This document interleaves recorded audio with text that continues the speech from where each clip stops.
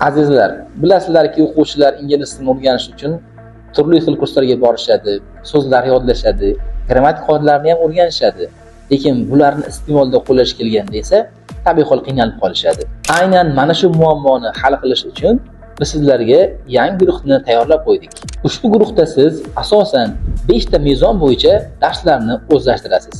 Birinchisi reading, ya'ni matnlarni to'g'ri tarjima qilish va mazmunini yaxshi anglash. Ikkinchisi translation, gaplarni inglizchadan o'zbekchaga to'g'ri tarjima qilish.